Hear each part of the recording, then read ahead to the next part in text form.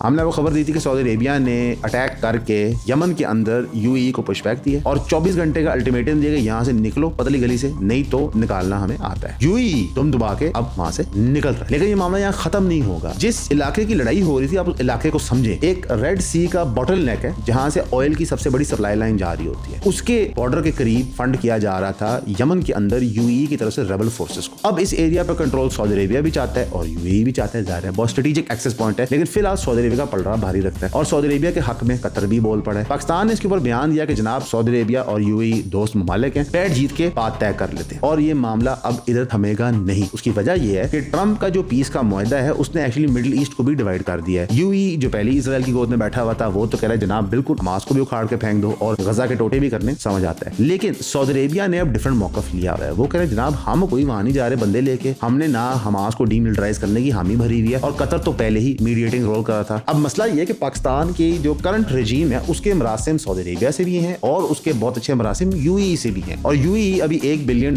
के शेयर खरीद रहा है। सॉरी नहीं, यूएई $1 बिलियन के शेयर अपने दिए हुए डेट के एवज आपसे वसूल कर रहा है कि उसको पता है पैसे तो देने नहीं, और साथ ही साथ सऊदी अरेबिया के साथ हिस्टोरिक मुआहदा किया है। वैसे इस मौके पे पाकिस्तान को सऊदी अरेबिया की ही साइड लेनी चाहिए, बिकॉज सऊदी अरेबिया फिल वक्त एक सही चीज कर रहा है। एक मुल्क है यमन, उसके अंदर इस तरह इंतशार नहीं फैलाना चाहिए। इनफैक्ट हमें वहां पे अमन कायम करने के लिए एफर्ट करना चाहिए।